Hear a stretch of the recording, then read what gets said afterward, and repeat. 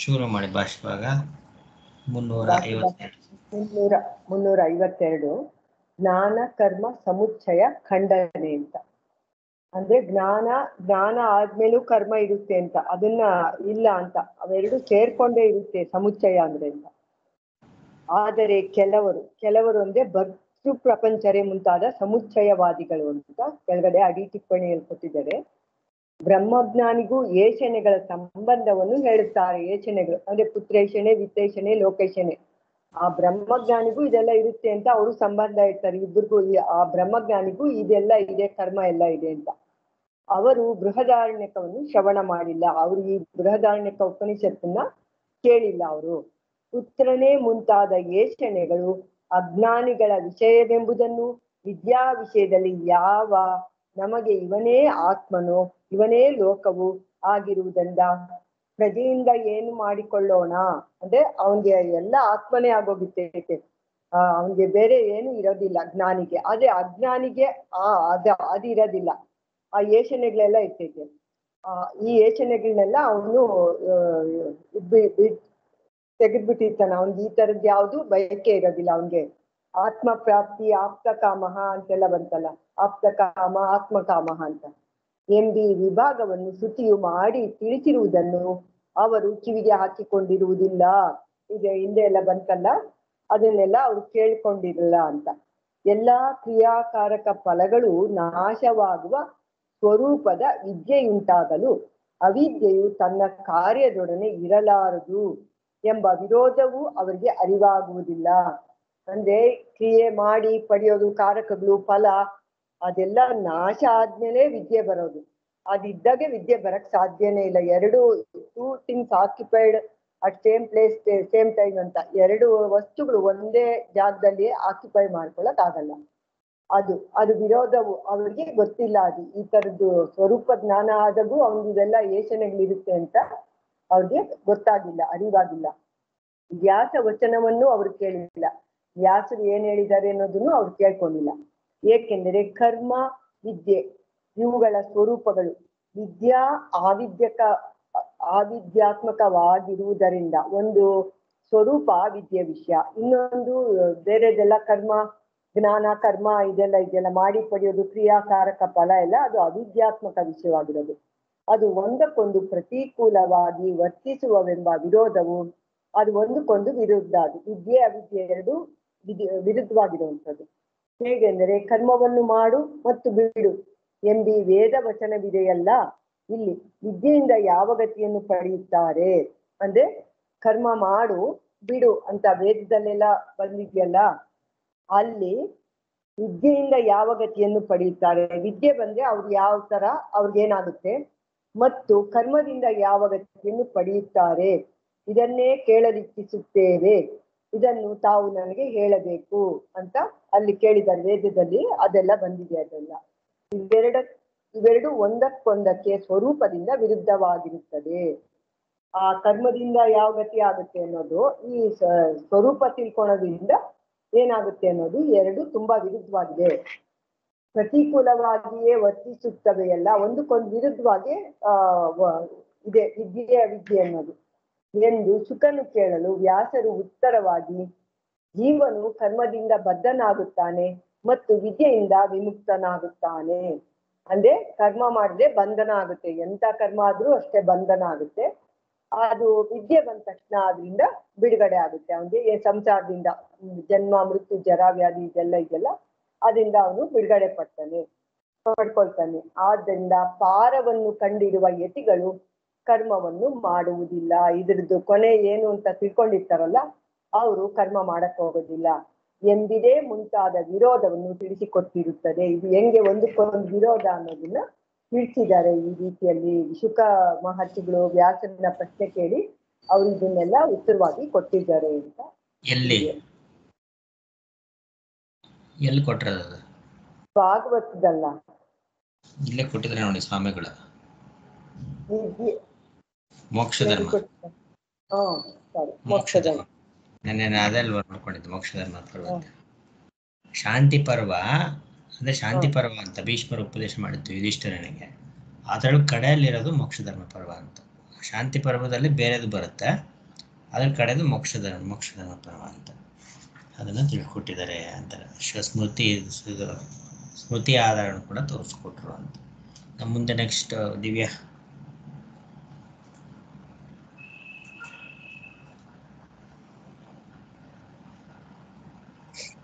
ಪಾರಿವ್ರಾಜ್ಯ ವಿಧಾನಕ್ಕಾಗಿಯೇ ಬ್ರಾಹ್ಮಣಾರಂಭ.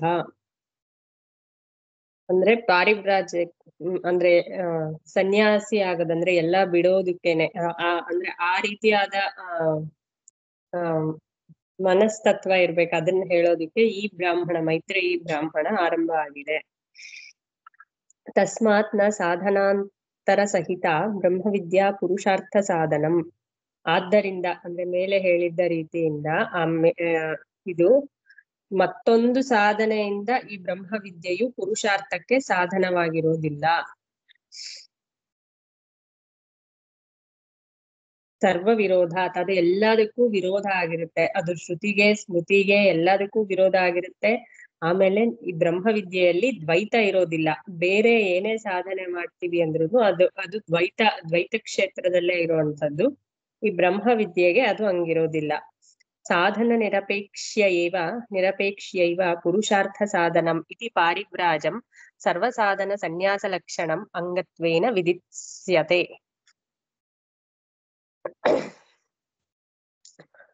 ಸಾಧನ ನಿರಪೇಕ್ಷೈವ ಅಂದ್ರೆ ಸಾಧನೆಗಳ ನಿರಪೇಕ್ಷೆ ಆಗಿನೇ ಯಾವ್ದಕ್ಕೆ ಅಂದ್ರೆ ಪುರುಷಾರ್ಥ ಸಾಧನಂ ಇತಿ ಪಾರಿವ್ರಾಜ್ಯಂ. ಪುರುಷಾರ್ಥ ಧರ್ಮ ಅರ್ಥ ಕಾಮ ಏನ್ ಹೇಳ್ತೀವೋ ಆ ಪುರುಷಾರ್ಥಕ್ಕೆ ಸಾಧನವಾಗಿರುತ್ತೆ.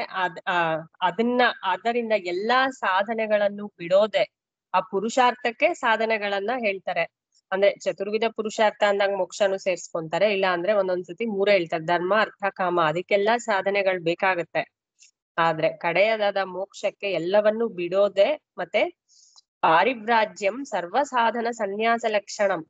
ಆ ಪಾರಿವ್ರಾಜ್ಯ ಎಲ್ಲವನ್ನು ಬಿಡೋದೇ ಅದಕ್ಕೆ ಸಾಧನವಾಗಿ ಅಂಗತ್ವೇನ ವಿಧಿಸ್ಯತೆ. ಅದಕ್ಕೆ ಅಂಗವಾಗಿ ಆ ಬ್ರಹ್ಮವನ್ನ ತಿಳ್ಕೊಳ್ಳೋದಕ್ಕೆ ಎಲ್ಲವನ್ನು ಬಿಡೋದೇನೆ ವಿಧಿಸಿದೆ. ಅದನ್ನೇ ವಿಧಿಸ್ಬೇಕು ಅಂತಾನೆ ಹೇಳಿದೆ. ಸನ್ಯಾಸ ಸಹಿತವಾದ ಜ್ಞಾನನಿಷ್ಠೆಯೇ ಮೋಕ್ಷಕ್ಕೆ ಸಾಧನ ಅಂತ ಆಗುತ್ತೆ. ಮೋಕ್ಷಕ್ಕೆ ಈ ಜ್ಞಾನನಿಷ್ಠೆನೆ ಸಾಧನ ಆಗತ್ತೆ. ಏತಾವತೇವ ಅಮೃತತ್ವ ಸಾಧನಂ ಇತಿ ಅವಧಾರಣಾತ್ ಷಷ್ಠ ಸಮಾಪ್ತವು. ಇಷ್ಟೇ ಏತಾವತಿ ಇಲ್ಲೇನ್ ಹೇಳಿದ್ಯೋ ಅದೇ ಅಮೃತತ್ವಕ್ಕೆ ಸಾಧನೆ ಅನ್ನೋದು ಷಷ್ಠ ಸಮಾಪ್ತವ್ ಅಂದ್ರೆ 6ನೇ ಅಧ್ಯಾಯದ ಕೊನೆಯವರೆಗೂನು ಅವಧಾರಣೆ ಅಂದ್ರೆ ಅದನ್ನ ಒತ್ತಿ ಹೇಳೋದಕ್ಕೆ, ಅದನ್ನ ಸ್ಟ್ರೆಸ್ ಮಾಡಿ ಕರೆಕ್ಟ್ ಆಗಿ ಅದನ್ನ ಹೇಳೋದಕ್ಕೇನೆ ಹೊರಟಿದೆ. ಅಂದ್ರೆ ಈ ಎಲ್ಲವನ್ನು ಬಿಡೋದೇ ಇದಕ್ಕೆ ಸಾಧನೆನೇ ಹೊರತು ಬೇರೆ ಯಾವುದೇ ಸಾಧನೆಗಳಿಂದ ಈ ಮೋಕ್ಷ ಪ್ರಾಪ್ತಿ ಅಂದ್ರೆ ಪ್ರತ್ಯೇಗಾತ್ಮನನ್ನ ಕಂಡುಕೊಳ್ಳೋದಕ್ಕೆ ಸಾಧ್ಯ ಇಲ್ಲ ಅನ್ನೋದೇ 6ನೇ ಅಧ್ಯಾಯದ ಸಮಾಪ್ತಿವರೆಗೂ ಇದು ಹೇಳಿದೆ. ಲಿಂಗಾತ್ ಚ ಕರ್ಮಿ ಸನ್ ಯಾಜ್ಞವಲ್ಕ್ಯ ಪ್ರವವ್ರಾಜ ಇತಿ.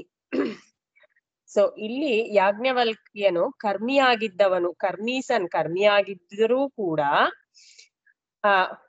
ಪ್ರವವ್ರಾಜ ಇತಿ ಅಂದ್ರೆ ಪರಿವ್ರಾಜಕನಾದನು ಅನ್ನೋದನ್ನ ಲಿಂಗಾತ್ ಚ ಅಂದ್ರೆ ಸ್ವಾಮಿಗಳವ್ರು ಬಂದ್ರೆ ಕರ್ಮವು ಮುಕ್ತಿಗೆ ಅವಶ್ಯ ಸಾಧನವಾಗಿದ್ದರೆ ಯಾಜ್ಞವಲ್ಕ್ಯನು ಆ ಕರ್ಮವನ್ನು ಬಿಟ್ಟು ಹೋಗುತ್ತಿರಲಿಲ್ಲ. ಅದು ಬಿಟ್ಟು ಹೋದನು ಎಂಬುದು ಜ್ಞಾನಕ್ಕೆ ಕರ್ಮಾಪೇಕ್ಷೆ ಇಲ್ಲವೆಂಬುದು ಲಿಂಗವು ಅಂದ್ರೆ ಗುರುತು. ಈ ಜ್ಞಾನಕ್ಕೆ ಕರ್ಮಾಪೇಕ್ಷೆ ಇಲ್ಲ ಅಂತ ಒಂದನ್ನ ಆ ವಿಷಯನ ತಿಳಿಸೋದಕ್ಕೆ. ಈಗ ಸನ್ಯಾಸದಲ್ಲಿ ಎಷ್ಟು ವಿಧ ಸನ್ಯಾಸ ಇದೆ? 4 ಅಲ್ಲ, 5 ವಿಧ ಸನ್ಯಾಸ. ಯಾವ್ದು? ದಿಶಾ ಗೊತ್ತು. ನಂಗ ಅದು. ಆಮೇಲೆ ಪಾರಿವ್ರಾಜಕ. ಮೊದಲು ಹೇಳಿ ಹೋಗಿ ಯಾವ್ದು ಗೊತ್ತು ಅದನ್ನೆಲ್ಲ ಹೇಳಿ. ಪಾರಿವ್ರಾಜಕ ಆಯ್ತು, ಪಾರಿವ್ರಾಜ್ಯ, ವಿದ್ವತ್ ಸನ್ಯಾಸ. ಇವಾಗ ಮೊದಲಿಗೆ ಆ ಜ್ಞಾನಿಯ ಸ್ಥಿತಿ ಇದೆಯಲ್ಲ, ಅದು ಸನ್ಯಾಸನ?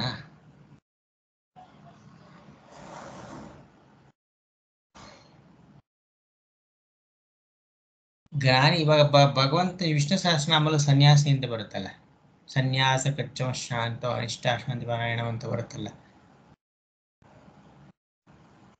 ಪರಮಾರ್ಥ ಸನ್ಯಾಸ. ಪರಮಾರ್ಥ. ಅದು ಅದು ಸ್ಥಿತಿ, ಆ ಸ್ವರೂಪಕ್ಕೆ ಸ್ಥಿತಿಗೆ ಸನ್ಯಾಸ ಅಂತ ಹೆಸರು. ಅಂದ್ರೆ ಯಾವ ಕರ್ಮದ ಸೋಂಕು ಇಲ್ಲದ ಸ್ವರೂಪಕ್ಕೆ ಸನ್ಯಾಸ ಅಂತ ಹೆಸರು. ನಿಜವಾಗ್ಲೂ ಅದೇ ಹೆಸರು ಸನ್ಯಾಸಕ್ಕೆ. ಸನ್ಯಾಸ ಅಂದ್ರೆ ಅದೇನೆ, ಯಾವ ಕರ್ಮದ ಸೋಂಕು ಇಲ್ಲದ ಒಂದು ಸ್ಥಿತಿ, ಪರಮಾರ್ಥ ಸನ್ಯಾಸ. ಆಯ್ತಾ? ಅದನ್ನ ಪಡ್ಕೊಳ್ಳೋದಕ್ಕೋಸ್ಕರ ಯಾವ ಸನ್ಯಾಸಿಗಳಿದೆ? ಅದು ಸ್ಥಿತಿ, ಅದು ಸ್ಥಿತಿ. ಆಯ್ತಾ? ಅದು ಸನ್ಯಾಸ ಅನ್ನೋ ಸ್ಥಿತಿ ಅದು. ಆಯ್ತಾ? ಆ ಸನ್ಯಾಸವನ್ನ ಪಡ್ಕೊಳ್ಳೋದಕ್ಕೋಸ್ಕರ ಯಾವ ಸನ್ಯಾಸಗಳಿದೆ? ವಿದ್ವತ್ ಸನ್ಯಾಸನ. ಮೊದಲಿಗೆ ಯಾವುದು? ಭಗವಂತ ಹೇಳಿರಂತ ಸನ್ಯಾಸದಲ್ಲಿ ಯಾವುದು? ಸಾಧನೆಗಳನ್ನ ಏನ್ ಹೇಳಿದಾನೆ ಭಗವಂತ? ಯಾವ ಸಾಧನೆಗಳು ಹೇಳಿದಾನೆ?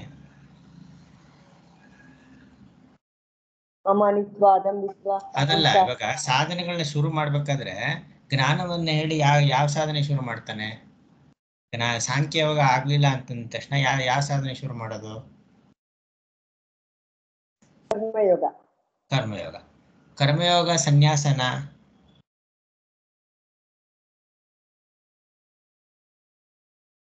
ಬೇರೆಯವ್ರು ಹೇಳ್ಬೇಕು. ಕರ್ಮಯೋಗ ಸನ್ಯಾಸನ? ಬಿಡೋದೇ ಅಲ್ವಾ ಯೋಗ ಅಂದ್ರೆ? ಬಿಡೋದೇ ಅಲ್ವಾ? ಕರ್ಮಯೋಗದಲ್ಲೂ ನಾನು ಮಾಡ್ತಾ ಇದ್ದೀನಿ ಅನ್ನೋದು ಬಿಡೋದೇ ಅಲ್ವಾ? ಸೊ ಹಾಗಾಗಿ ಕರ್ಮಯೋಗ ಅನ್ನೋದು ಒಂದು ಸನ್ಯಾಸ. ಯಾಕಂದ್ರೆ ಫಲದ ಸನ್ಯಾಸ ಮಾಡಿರ್ತಾನ, ಫಲಾಕಾಂಕ್ಷೆ ಬಿಟ್ಟಿರ್ತಾನಲ್ಲ, ಅದಕ್ಕೋಸ್ಕರ ಫಲ ಸನ್ಯಾಸ. ಮತ್ತೆ ಭಗವಂತನ ವಾಕ್ಯವ ಒಂದು ಆಧಾರನೂ ಇದೆ ಅದಕ್ಕೆ. ನಿತ್ಯ ಸನ್ಯಾಸಿ ಅಂತ ಹೇಳಿದಾನೆ, ಜ್ಞಾನೀಚ ನಿತ್ಯ ಸನ್ಯಾಸಿ ಅಂತ. ಮೂಢರು ಕರ್ಮಯೋಗ ಕರ್ಮ ಸನ್ಯಾಸ ಅದು ಬೇರೆ ಇದು ಬೇರೆ ಅನ್ನೋದು ಗೊತ್ತಿಲ್ಲದವ್ರು ಹೇಳ್ತಾರಷ್ಟೇ. ಆದ್ರೆ ತುಂಬಾ ಹೆಚ್ಚಿನದಿದು ಅಂತ ಹೇಳ್ತಾನೆ. ಅದೆಲ್ಲ ತುಂಬಾ ಚೆನ್ನಾಗಿದೆ ಅಂತ ಇಟ್ಕೊಳ್ಳಿ. ಇಲ್ಲಿ ಅದು ಎರಡನೇ ಸನ್ಯಾಸ. ಮೂರನೇ ಸನ್ಯಾಸ ಅದು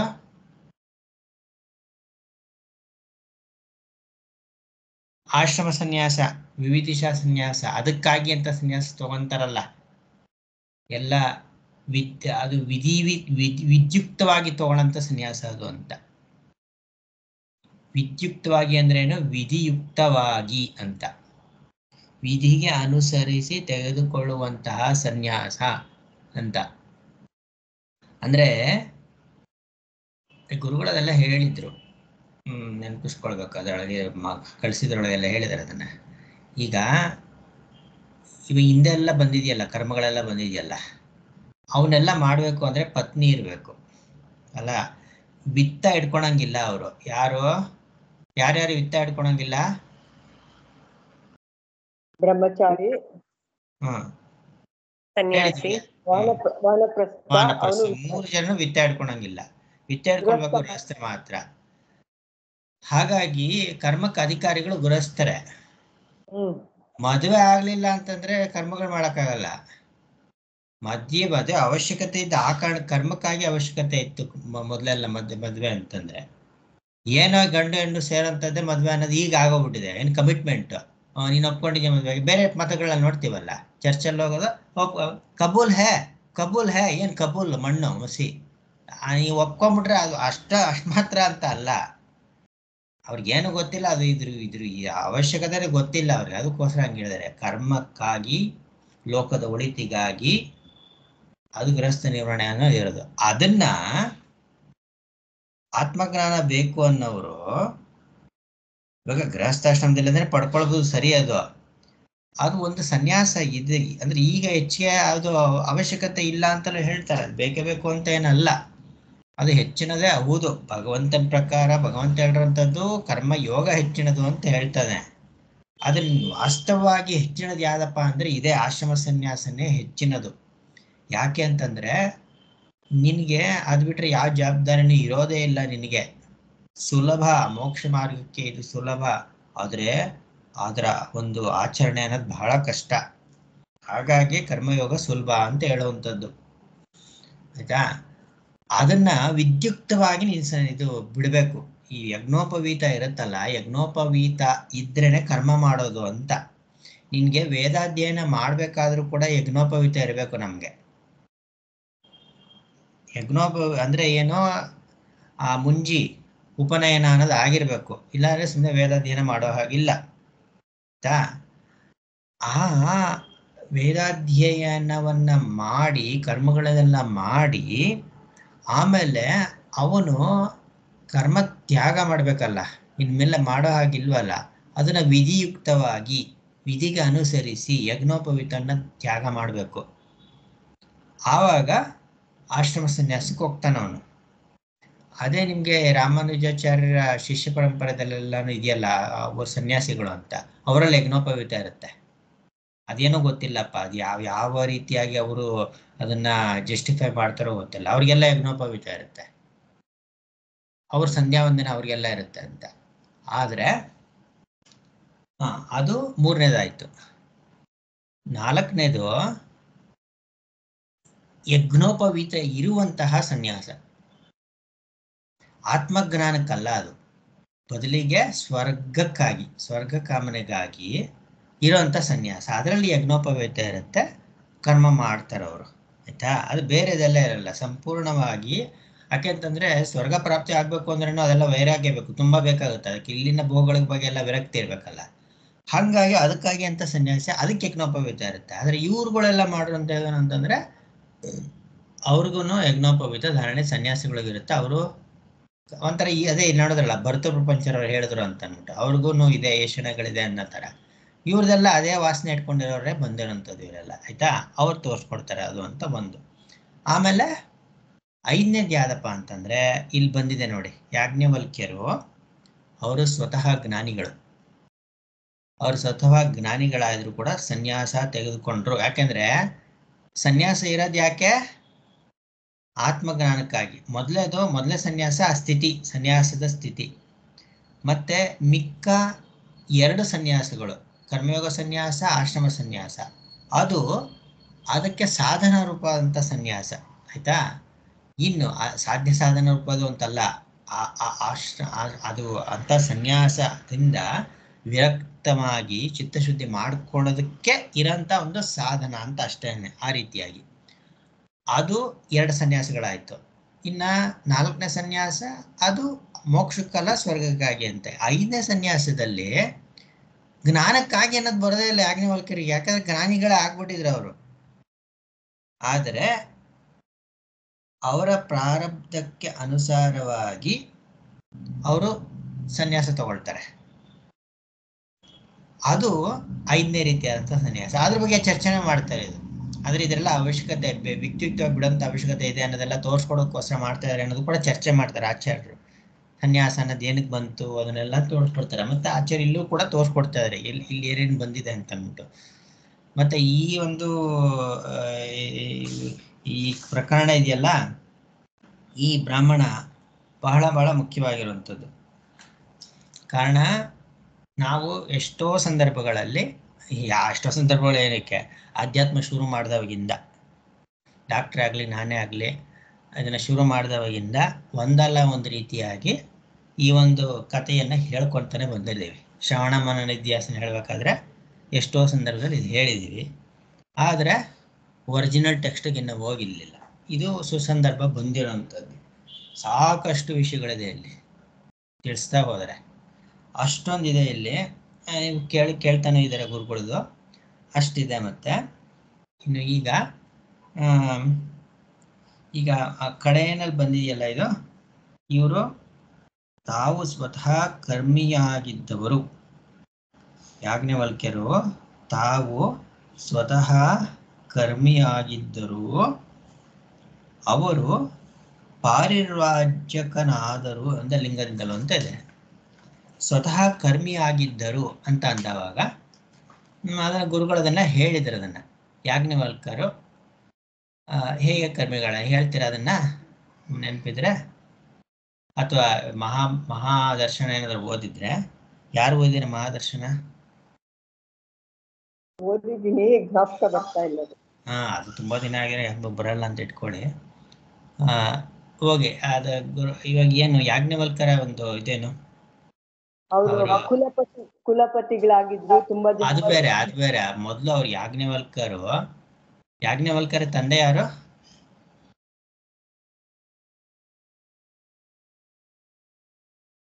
ಯಾಜ್ಞವಲ್ಕರ ತಂದೆ ಯಾರು? ಪ್ರತಿಭಾ ಆಂಟಿ ಗೊತ್ತಿರ್ಬೇಕಲ್ಲ ಅದೆಲ್ಲ. ಹ ಗೊತ್ತಿಲ್ಲ ಹೇಳಿ. ಸರ್ ಯಜ್ಞವಲ್ಕ್ಯ, ಯಜ್ಞವಲ್ಕನ ಮಗರು ಯಾಜ್ಞವಲ್ಕ್ಯರು ಅಂತ. ಅಂದ್ರೆ ಯಜ್ಞ ಯಾಗಾದಿಗಳನ್ನ ಮಾಡಿಸ್ತಾ ಇದ್ದವ್ರು ಅವರು ಅಂತ. ಆಮೇಲೆ ಇವರು ಯಾಜ್ಞವಲ್ಕ್ಯರು ಯಾವ ವೇದದವರು, ಯಾವ ವೇದ ಅಧ್ಯಯನ ಮಾಡ್ಕೊಂಡಿದ್ದವರು? ಋಗ್ವೇದ ಅಧ್ಯಯನ ಮಾಡ್ಕೊಂಡಿದ್ದವರು. ಯಜುರ್ವೇದವನ್ನ ಯಾರಿಂದ ಮೊದಲು ಕಲ್ತರು? ತಂದೆಯಿಂದ ಅಲ್ಲ, ವೈಶಂಪಾಯನರಿಂದ ಕಲ್ತಿದ್ದು. ವೈಶಂಪಾಯನರಿಂದ ಯಜುರ್ವೇದ ನಾವು ಕಲ್ತರು. ಆಮೇಲಿಂದ ಯಾವುದೋ ಸಂದರ್ಭದಲ್ಲಿ ಅವ್ರಿಗೆ ವಾಪಸ್ ಕೊಟ್ಬಿಡ್ತಾರೆ ಕಲ್ತಿದ್ದ ವೇದಗಳನ್ನೆಲ್ಲ. ಅದು ಮಹಾದರ್ಶನದಲ್ಲಿ ಬರುತ್ತೆ ಕತೆ, ಅದನ್ನು ಓದ್ಕೊಳ್ಳಿ. ಅದನ್ನ ಅವ್ರಿಗೆ ಯಾವುದೋ ಸಂದರ್ಭದಲ್ಲಿ ಏನೋ ಇದಾಗುತ್ತೆ, ಅದಕ್ಕೆ ನಾನು ಕಲ್ತಿದ್ದೆಲ್ಲ ವಾಪಸ್ ಕೊಟ್ಬಿಡು ಅಂತ ಹೇಳ್ತಾರೆ. ಅದು ವಾಪಸ್ ಕೊಟ್ಬಿಡ್ತಾರೆ ಯಜುರ್ವೇದವನ್ನು. ಅಂದರೆ ವಾಪಸ್ ಕೊಡೋದು ಅಂದರೆ ಏನೋ, ಹೆಂಗೂ ಕೊಟ್ಬಿಟ್ಟು ಯಾರು ಗೊತ್ತಾಗುತ್ತೆ ಅಂದ್ಬಿಟ್ಟು ಮುಂದೆ ಅದನ್ನೆಲ್ಲ ಎಲ್ಲೂ ಪ್ರಯೋಗ ಮಾಡೋಂಗಿಲ್ಲ ಅವರು. ಅದನ್ನು ವಾಪಸ್ ಕೊಡೋದು ಅಂತ ಅರ್ಥ. ಮತ್ತೆ ಯಾರಿಂದ ಕಲಿತಾರೆ ಯಜುರ್ವೇದವನ್ನು? ಸೂರ್ಯನಿಂದ ಕಲಿಯೋದು. ಯಾರೋ ಇಬ್ಬರು ಹೆಸರುಗಳು ಮರ್ತೋಯ್ತು. ಸೂರ್ಯನಿಂದ. ತಿತ್ತಿರಿ ಪಕ್ಷಿಗಳು ಅಂತಾನೆ. ಅದು ಬೇರೆ, ಅದು ಕತೆ ಇದೆ. ಅದು ಆಮೇಲೆ ಅದು ವಾಂತಿ ಮಾಡ್ಕೊಂತು, ಆಮೇಲೆ ತಿತ್ತಿರಿ ಪಕ್ಷಿಗಳೆಲ್ಲ ತಗೊಂತು ಅಂತ ಅವರು. ಅದಲ್ಲ ಇಲ್ಲಿ. ಅವರು ಆಮೇಲೆ ಯಜುರ್ವೇದವನ್ನ ಸೂರ್ಯನಿಂದನೇ ಕಲಿತಾರೆ, ಸೂರ್ಯ ಭಗವಾನಿಂದ ಕಲಿತಾರೆ ಅದನ್ನ ಯಜುರ್ವೇದವನ್ನ. ಆಮೇಲೆ ಅದು ಅವರು ಅಷ್ಟೊಂದೆಲ್ಲ ಮಾಡಿಕೊಂಡು ಆಮೇಲಿಂದ ಅವರು ಕುಲಪತಿಗಳು ಎಲ್ಲದನ್ನು ಕೂಡ ಅಧ್ಯಯನ ಮಾಡಿ ಎಷ್ಟೋ ಒಂಥರ ದೊಡ್ಡ ಯೂನಿವರ್ಸಿಟಿ ಅಂತ ಏನು ಹೇಳ್ತೀವಲ್ಲ ಅದನ್ನು ಮಾಡ್ಕೊಂಡಿದ್ದವರು ಅವರು. ಆಮೇಲೆ ಜನಕ ಮಹಾರಾಜನಿಗೆ ಯಜ್ಞಗಳನ್ನ ಮಾಡಿಸ್ತಾ ಇದ್ರು ಅನ್ನೋದು ಗೊತ್ತಾಗುತ್ತೆ, ಮುಂದಕ್ಕೆ ಗೊತ್ತಾಗುತ್ತೆ. ಅದು ಮುಂದಿನ ಸಂದರ್ಭದಲ್ಲಿ ಅದೆಲ್ಲ ಬರುತ್ತೆ. ಅಯ್ಯೋ, ಒಂದು ವಿಶೇಷ ಏನಪ್ಪ ಅಂತಂದ್ರೆ ಜನಕ ಮಹಾರಾಜನೇ ಸಹಾಯ ಮಾಡ್ತಾನೆ ಯಾಜ್ಞವಲ್ಕ್ಯರಿಗೆ ಯಾವುದೋ ಮಂತ್ರಗಳನ್ನ. ಅಂದ್ರೆ ಅವನೆಷ್ಟಿರ್ಬೋದು ಅಂತ ಅದಕ್ಕೆ ಇವ್ರು ವರ ಕೊಡ್ತಾರೆ. ಏನೋ ಕಾಮ ಪ್ರಶ್ನೆ ಮಾಡ್ಬೋದು ನೀನು ಅಂತ. ಕಾಮ ಪ್ರಶ್ನೆ ಅಂದ್ರೆ ನಿನ್ಗೆ ಯಾವಾಗ ಇಷ್ಟ ಆಗುತ್ತೋ ಆಗ ನೀನು ಪ್ರಶ್ನೆ ಮಾಡ್ಬೋದು ಅಂತ. ಅದೇ ಬಹಳ ಚೆನ್ನಾಗಿದೆ, ಇಟ್ಕೊಳ್ಳಿ ಅದೆಲ್ಲರೂ ಕೂಡ. ಅಂದ್ರೆ ತಾರು ಸ್ವಯಂ ಕರ್ಮಿಯಾಗಿದ್ದವರು, ಪಾರಿವ್ರಾಜಕನಾದ ಲಿಂಗವಿದು ಅಂತ. ಅಂದ್ರೆ ಅದರ ಕರ್ಮವನ್ನು ಬಿಟ್ಟು ಎದ್ದಿದ್ರಿಂದಲೇ ಇದಾಗೋದು ಅನ್ನೋ ತೋರಿಸ್ಕೊಟ್ಟಿದೆ ಅಷ್ಟೇ. ಅದು ಅಂದ್ರೆ ಕರ್ಮದಿಂದ ನೇರಾಗಿ ಮೋಕ್ಷ ಕಾರಣ ಅಲ್ಲ, ಬದಲಿಗೆ ಚಿತ್ತಶುದ್ಧಿ ದ್ವಾರೇಣ ಮೋಕ್ಷ ಅನ್ನೋದು. ಅದನ್ನ ಚೆನ್ನಾಗಿ ನೆನ್ಪಿಟ್ಕೊಳ್ಳೇಬೇಕು. ಹೆಂಗೂ ಇಲ್ವಲ್ಲ ಅಂತ ಅಂದ್ಬಿಟ್ಟು ಎಲ್ಲ ಬಿಟ್ಬಿಡ್ತೀನಿ ಅನ್ನೋದಕ್ಕೆಲ್ಲ ಬಂದಿರೋದು ಇಲ್ಲಿ. ಹಾಗೇನಾದ್ರು ಇದ್ದೀರ ಅವರು ಮಾಡ್ತಾ ಇರ್ಲಿಲ್ಲ ಇದರೆಲ್ಲ. ನೀನ್ ಮೈಗೆ ಸೋಪು ಸೀಕಾಯೋ ಏನೋ ಹಾಕೊಂಡ್ರೆ ಸ್ನಾನ ಮಾಡ್ಕೊಂಡ್ಬಿಡ್ತೀನಿ ಅಂದ್ರೆ ಆಗುತ್ತಾ? ನೀರ್ ಹಾಕೊಂಡ್ರೆ ಸ್ನಾನ ಮಾಡ್ಬಿಡ್ತೀನಿ ಅಂದ್ರೆ ಆಗೋಗ್ಬಿಡುತ್ತಾ? ಕಡೆ ಪಕ್ಷ ನೀರ್ ಹಾಕೊಂಡು ಅಲ್ಲಿ ಕೈಯಲ್ಲಿ ಉಜ್ಕೊಂಡಾದ್ರೂ ಸ್ನಾನ ಅಂತ ಆಗ್ಬೇಕು ತಾನೆ. ಹಾಗೆ ಇದೆಲ್ಲವೂ ಕೂಡ ಉಪಾಯ ಆಗ್ಬೇಕು. ಕರ್ಮಗಳು ಏನಾದ್ರೂ ಕೂಡ ಅದು ಯಾವ ಕರ್ಮಗಳು ಬಂಧನಕ್ಕೆ ಕಾರಣ ಆಗಿದೆಯೋ ಅದೇ ಕರ್ಮಗಳಿಂದ ಬಿಡಿಸ್ಕೊಳ್ಳೋದು ಹೇಗೆ ಅನ್ನೋದು ಉಪಾಯ ಕೂಡ ನಮ್ಗೆ ಗೊತ್ತಿರ್ಬೇಕು. ಅದನ್ನ ಇಲ್ಲಿ ಹೇಳ್ತಾರಂಥದ್ದು. ಇವಾಗ ಸ್ಟಾಪ್ ಮಾಡ್ತೀನಿ, ಇನ್ನು ಮುಂದೆ ಕಂಟಿನ್ಯೂ ಮಾಡಿ. ಇನ್ನು ನೆಕ್ಸ್ಟ್ ಸ್ಟಾಪ್ ಮಾಡೋದು ಬೇಡ ಗೊತ್ತಾಗ್ತಾ ಇಲ್ಲ, ಮುಂದುವರ್ಸಿ ನೋಡೋಣ.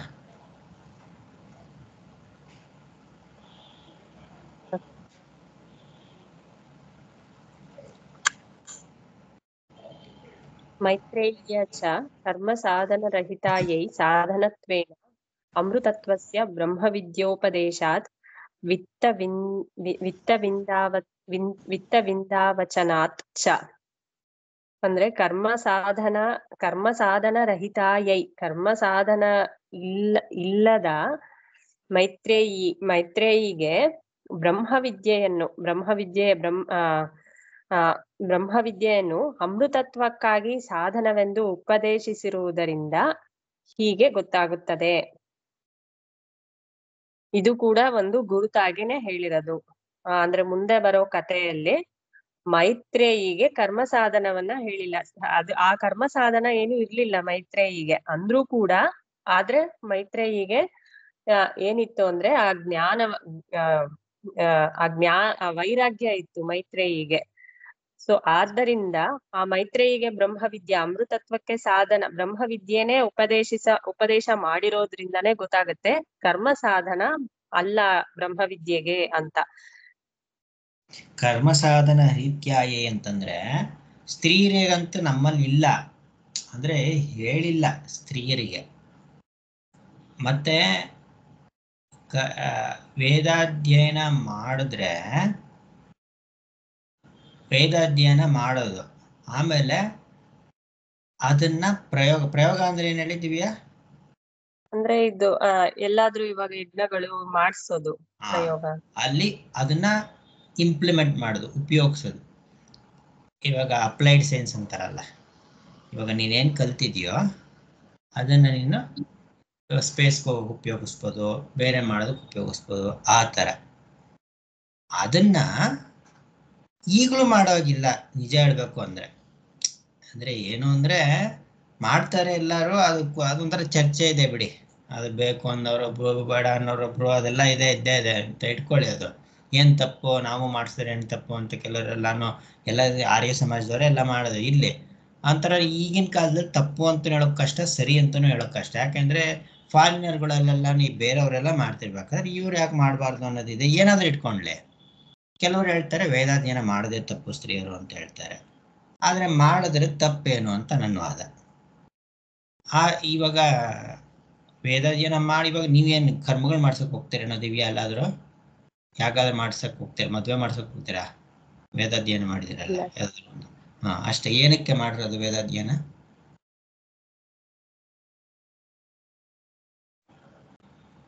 ವೇದಾಧ್ಯಯನ ಮಾಡೋದೇನಕ್ಕೆ?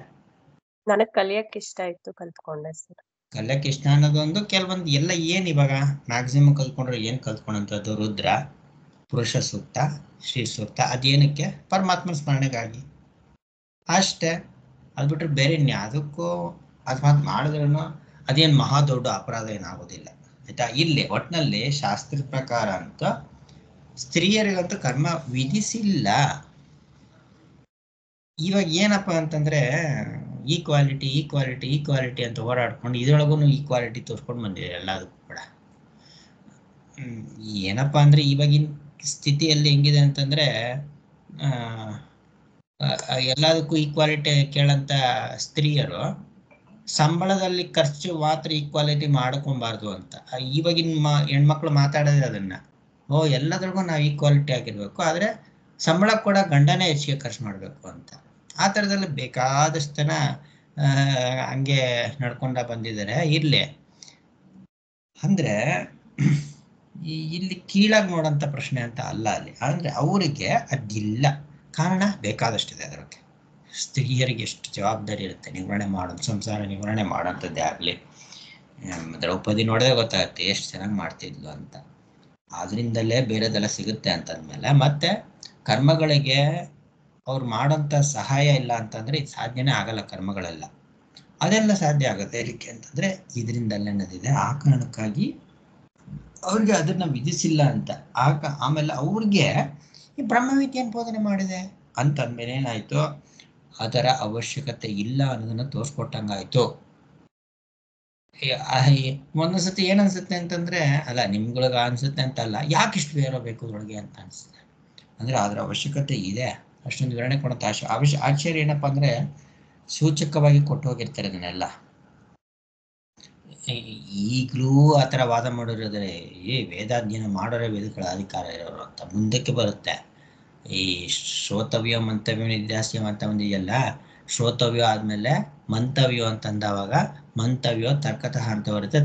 ತರ್ಕ ಅಂತ ಶ್ರುತಿನಲ್ಲೇ ಬಂದಿರೋದ್ರಿಂದ ಆ ತರ್ಕಶಾಸ್ತ್ರ ಕಲಿಬೇಕು ನಾವು ಅಂತ ಹೇಳೋರಿದ್ರು. ಅದೆಲ್ಲ ಅಲ್ಲ ಅಂತ ಆಚಾರ್ಯ ತೋರಿಸ್ಕೊಡ್ತಾರೆ. ಹಾಗಾಗಿ ಇಷ್ಟೊಂದು ವಿವರಣೆ ಬೇಕು ಇದಕ್ಕೆಲ್ಲಾನು ಕೂಡ. ಸೊ ಅಂದ್ರೆ ಏನಾಯ್ತು, ಕರ್ಮ ಸಾಧನವಿಲ್ಲದ ಮೈತ್ರಿಯೂ ಕೂಡ ಹೇಳಿದೆ ಅಂತಂದ್ಮೇಲೆ ಅದರ ಅವಶ್ಯಕತೆ ಇದಕ್ಕಿಲ್ಲ ಅನ್ನೋದು ಕೂಡ ಎರಡನೇ ಲಿಂಗ ಆಯ್ತು ಅನ್ನೋದನ್ನ ಇಲ್ಲಿ ತೋರಿಸ್ಕೊಟ್ಟಿದ್ದಾರೆ. ಇನ್ನ ಉಳಿದಿದ್ದ ಭಾಷ್ಯವನ್ನ ನಾಳೆ ನೋಡ್ಕೊಂಡಿದೀವಿಯಾ? ಹಾ ಸರ್. ಸರಿ, ನಾಳೆ ನೋಡ್ಕೊಳ್ಳಿ. ಇಲ್ಲಿ ನಿಲ್ಸ್ಕೊಳ್ಳಿ, ಪ್ರಾರ್ಥನೆ ಮಾಡಿ. ಓಂ ನಮೋ ಆದಿ ಬ್ರಹ್ಮ ವಿದ್ಯಾ ಸಂಪ್ರದಾಯ ಕರ್ತೃಭ್ಯೋ ವಂಶ ಋಷಿಭ್ಯೋ ನಮೋ ಮಹಭ್ಯೋ ನಮೋ ಗುರುಭ್ಯಃ. ಓಂ ಶಾಂತಿ ಶಾಂತಿ ಶಾಂತಿ. ಹರಿ